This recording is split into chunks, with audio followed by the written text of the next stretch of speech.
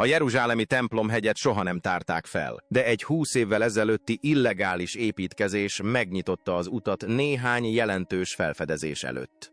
A régészeknek egyáltalán nem lett volna szabad a templomhegy alatt kutatniuk. Mégis 2024-ben egy engedély nélküli mesterséges intelligencia által végzett felmérés során valami olyasmit rögzítettek, amit ma már senki sem tud megmagyarázni. Egy lezárt kamra, amelyet szilárd alapkőzetbe vájtak, és amely közel 3000 évig tökéletesen megőrződött. Feltártuk az egyik legjelentősebb leletet, amely a zsidó nép történelmének egyik legdrámaibb eseményének tanúja. Belül egy ólomkapszula feküdt, amely egy ősi tekercset tartalmazott, amelyhez foghatót még soha nem találtak Jeruzsálemben.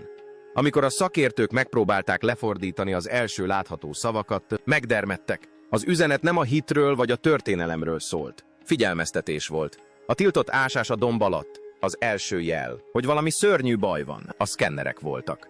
A radarképek nem közönséges talajnak vagy véletlenszerű romoknak tűntek. Egyenes vonalakat, tökéletes szögeket és mély, szimmetrikus mintázatokat mutattak, amelyek messze a jeruzsálemi templomhegy alatt rejtőztek. Úgy nézett ki, mint egy építmény, amelynek nem lenne szabad léteznie. A bolygó egyik legszentebb és legvitatottabb helye alatt eltemetve. Amikor a kutatók rájöttek, mit látnak, percekig senki sem szólt semmit. Megértették, mit jelent. Épp most láttak valamit, amit emberi szem soha nem láthat. A templomhegy, vagy ahogy a muszlimok nevezik, Haram al-Sharif, több mint 3000 éve szent hely. 3 nagy vallás szíve és a föld politikailag legérzékenyebb területe. A zsidók számára ez az a hely, ahol egykor Salamon temploma, majd később a második templom állt. A Héber Biblia szerint a templom belső kamrája, a szentek szentje, Isten jelenlétét tartotta fenn.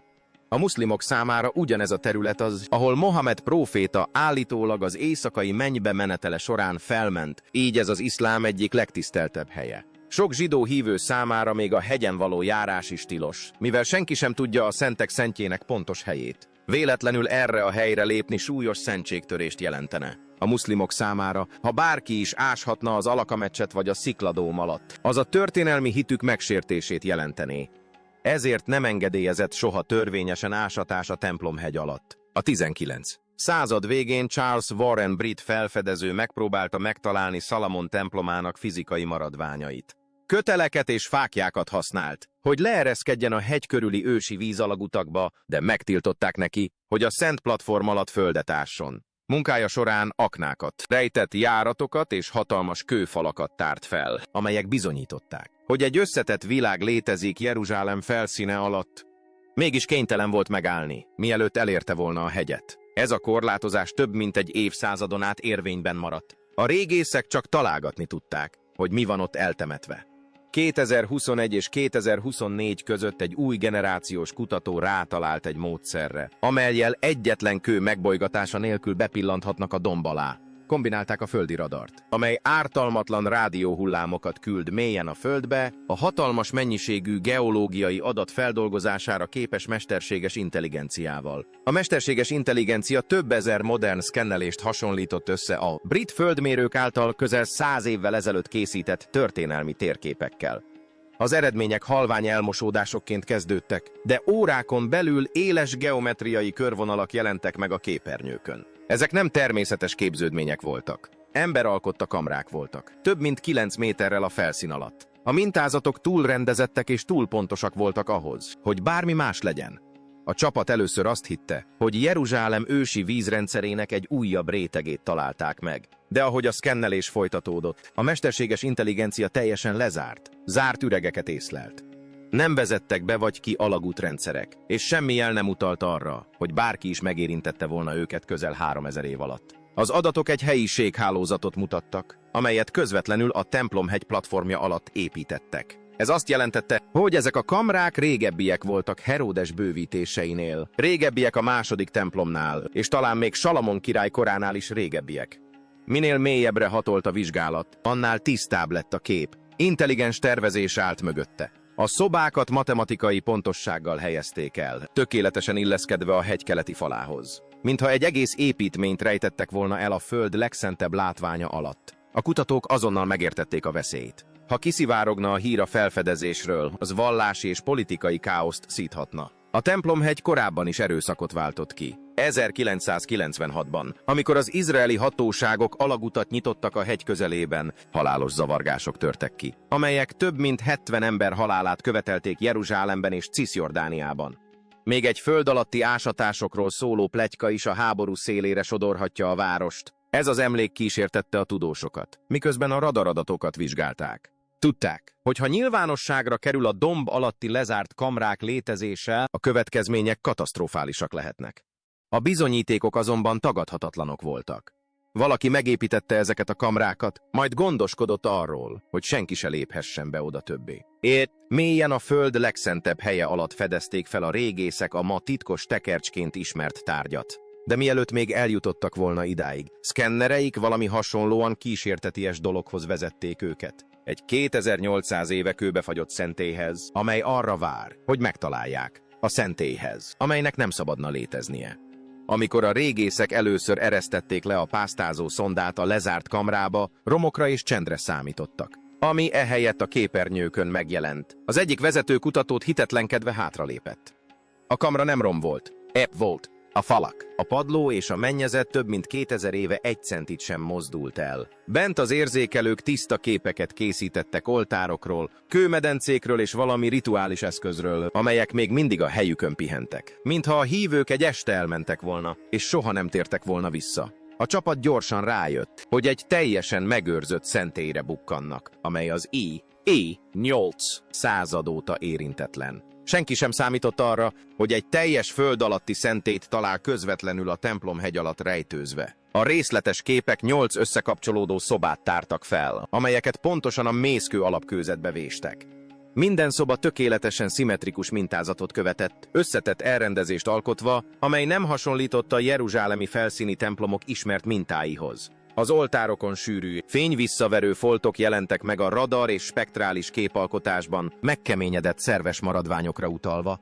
Nagy felbontású képalkotás segítségével a csapat összehasonlította ezeket az adatokat más feltárt vaskori szentélyek adataival. A digitális egyezés szinte azonos volt az állati zsír és az olívaolaj leleteivel, amelyek mindkettő ismert összetevője az ősi áldozatoknak. Tömjén nyomait is észlelték, valamint a rituális lámpákban használt zúzott olajmagokat. A megőrződés lenyűgöző volt. A földrengések, a hódítások és a fenti évszázadok építkezései nem károsították ezt a föld alatti komplexumot, mintha az idő szándékosan elkerülte volna. Ahogy a csapat megvizsgálta a digitális rekonstrukciókat, rájöttek, hogy ezek a kamrák egy olyan imádatot képviselnek, amelyet a történelem eltörölt. A felfedezés közvetlenül megkérdőjelezte a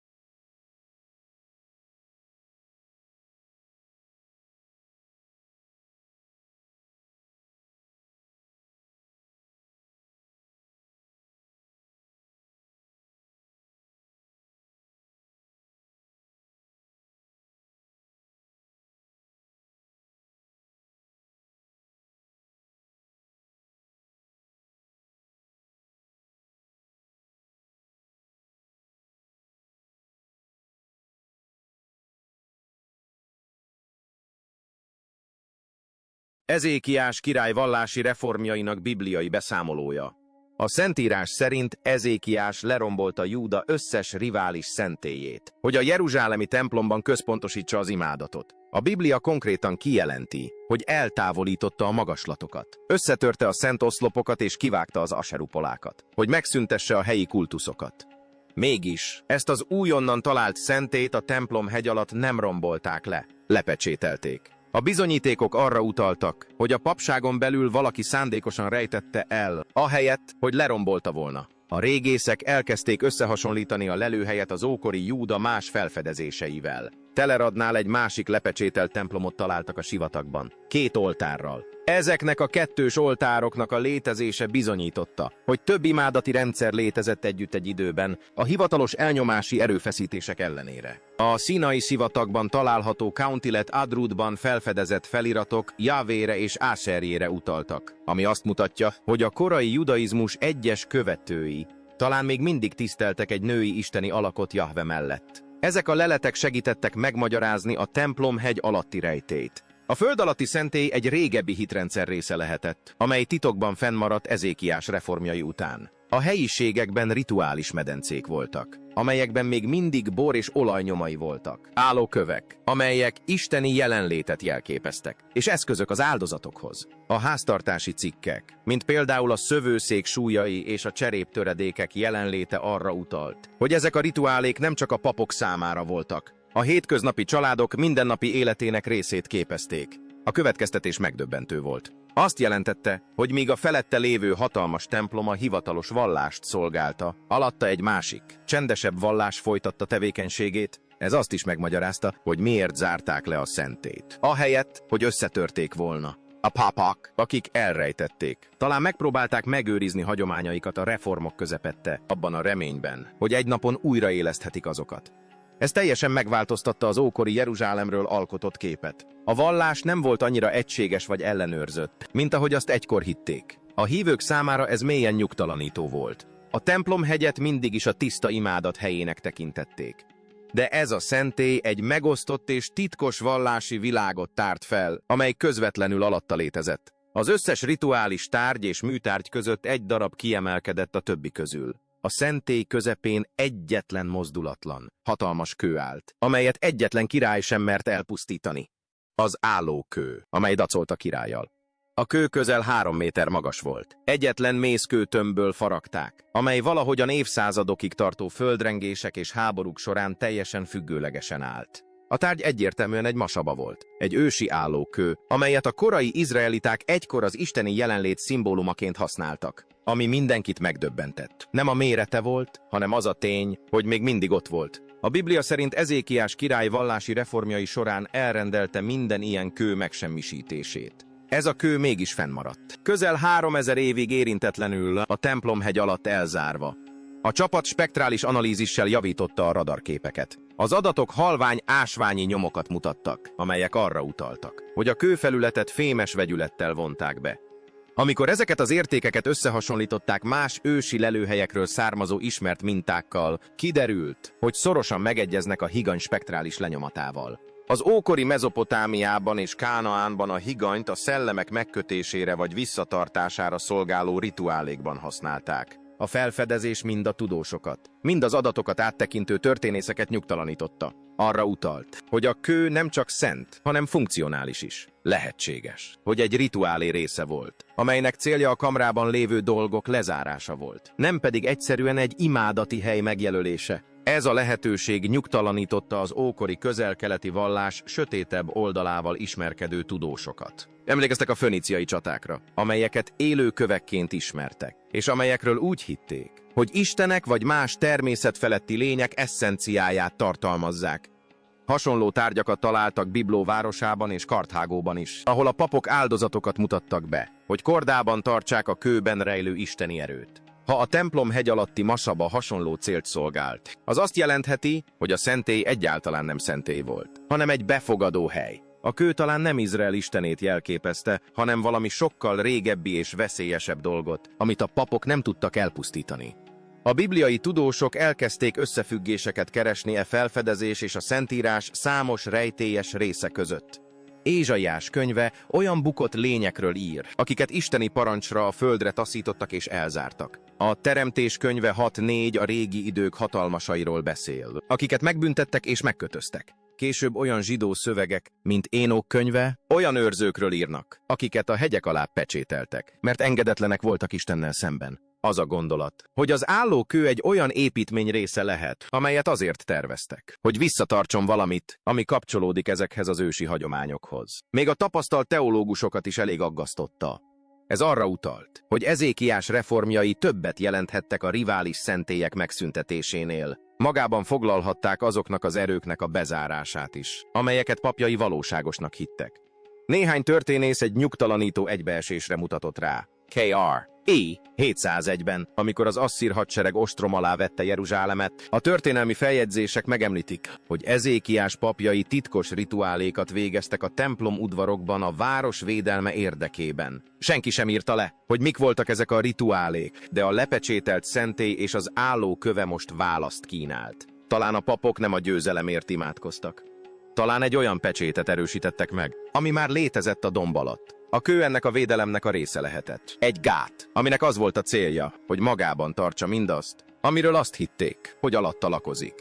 Attól tartva, hogy valami még mélyebben rejlik. A modern csapat visszatért a mesterséges intelligencia által végzett szkennelésekhez abban a reményben, hogy a következő adatréteg választad. Ehelyett, amit ezután találtak, mindent sokkal rosszabbá tett. Az őrkamrája.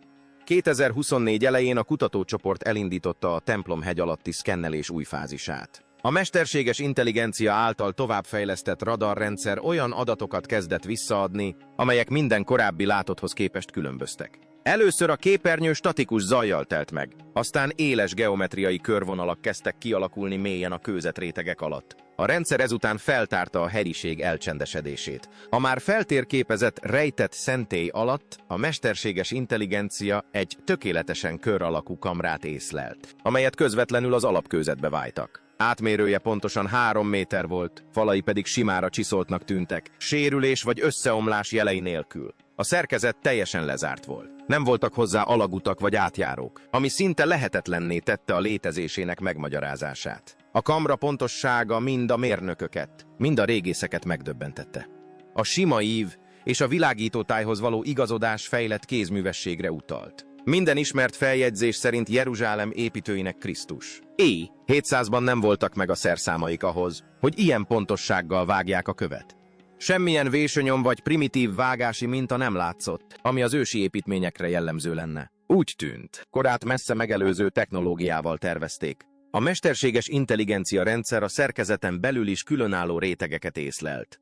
A külső réteg egy szokatlanul sűrű héj volt, míg belül egy légmentesen záródó üreg volt. Az üreg közepén számos szilárd tárgy látszott szimmetrikusan elhelyezkedni egy nagyobb középpont körül. Úgy tűnt, szándékosan, mintha az építők gondosan elrendezték volna az egyes elemeket egy rejtett terv szerint. Először a csapat azt hitte, végre megtalálták a legendás szentek szentjét, de a következő felfedezés bebizonyította, hogy tévedtek, ahogy a kép élesebbé vált. Furcsa jelek kezdtek megjelenni az ívelt fal mentén. A mesterséges intelligencia a paleohéber írás primitív formájaként azonosította őket, amely a régió egyik legrégebbi ismert írása. A nyelvészek szinte azonnal lefordították a szavakat. Az üzenet rövid volt és hátborzongató. Ez állatben, itt az őrálört. Ne nyissátok ki! A csapat elhallgatott. Senki sem értette, miért lenne egy ilyen figyelmeztetés egy szent kamrában a templomhegy alatt. Az ősi feliratok általában Isten dicsérték vagy áldozatokat írtak le. Ez fenyegetésnek hangzott. A lezárt térben a radar több különálló tárgyat észlelt.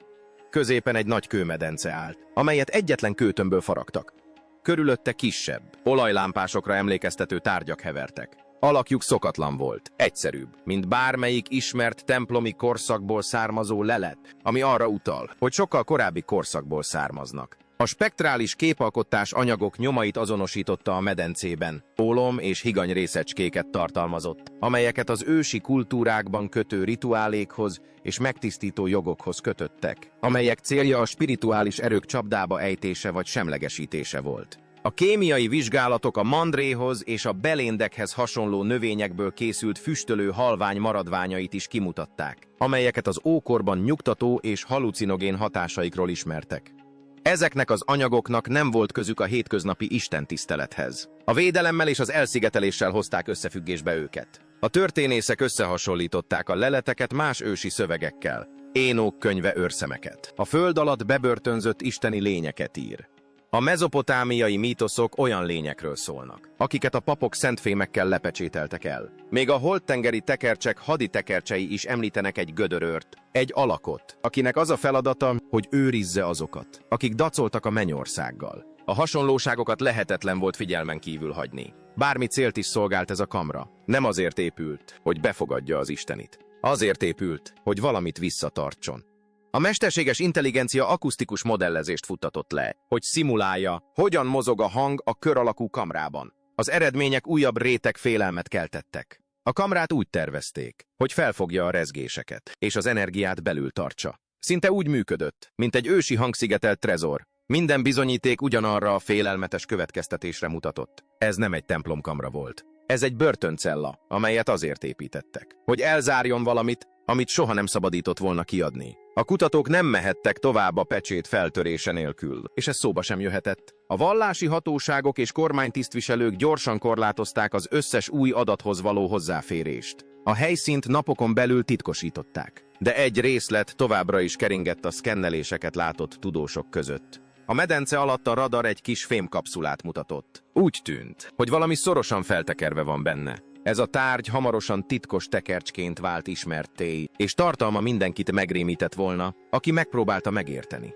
A tekercs, amit soha nem szabad elolvasni. Mészkő és tömörödött üledékrétegek alatt egy apró fémkapszula rejtőzött. A mesterséges intelligencia egy ólomból készült hengeres tartályként azonosította, amelyet kőből és kemény gyantából készült külső héj vett körül. Rendkívüli pontossággal lezárták. Minden réteg úgy tűnt, hogy úgy van kialakítva, hogy megakadályozza a benne lévő dolgok levegővel vagy fénnyel való érintkezését. Amikor a digitális képalkotás behatolt a burkolat első néhány milliméterébe, a kutatók egy feltekert tekercs félreérthetetlen körvonalait látták belül. A mesterséges intelligencia által fokozott képalkotás halvány jeleket mutatott a külső rétegen. A feliratok nem héber vagy arám nyelvűek voltak, hanem egy sokkal régebbi írásforma, amely mindkettő előtti. A nyelvészek felismerték az ádi kötőszövegekhez hasonló mintákat, egy olyan írástípust, amelyet az ókori Mezopotámiában használtak a természet feletti lények megfékezésére szolgáló rituálékhoz. A szimbólumok nem véletlenszerűek voltak. Kör alakú szigiliumokat alkottak, amelyek a tekercs szélén ismétlődtek, akárcsak a védő varázsigék más ismert apotropeikus vagy védő tekercsekben. A jelentés egyértelmű volt. Ez nem egy feljegyzés vagy egy elolvasásra szánt üzenet volt. Ez egy elszigetelés tárgya volt.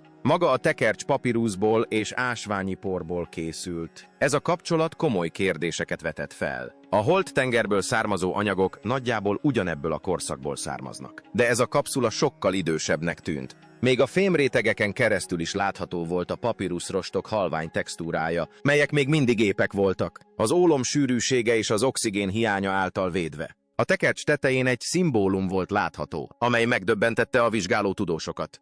Nagyon hasonlított egy Qumran híres résztekercsén található szövegre, amely a rejtett templomi kincseket sorolta fel. De ez a verzió nem a kincsekről szólt. 3 szót tartalmazott, egy archaikus dialektusban írva. A fordítás így szólt: a mélységek pecsétje. Senki sem tudta megmagyarázni a kifejezés jelentését. De az ólom, a gyanta és a rituális nyelv kombinációja mind egy célra mutatott. Ez egy pecsét volt, nem üzenet. Amikor a fordítók elkezdtek dolgozni a külső réteg látható részein, csak néhány rövid sort sikerült elolvasniuk. Mielőtt a szkennelés elérte volna a határát. A legjellemzőbb mondat így szólt: amikor a fény áttöri a pecsétet, az őrkeze leesik. Ezen a ponton túl a fémburkolat blokkolta az összes képalkotást. A csapat több szkennelési frekvenciát is kipróbált, de az ólom és gyanta rétegek túl sűrűek voltak a mélyebb hozzáféréshez. A teljesítmény növelésére tett bármilyen kísérlet azzal kockáztatta, hogy maga a tekercs is megsérül, mivel az ásatás tilos volt, és fizikai mintákat nem lehetett venni. A szöveg többi része teljesen olvashatatlan maradt. A régészek elérték a technológia által biztonságosan feltárható területek határát.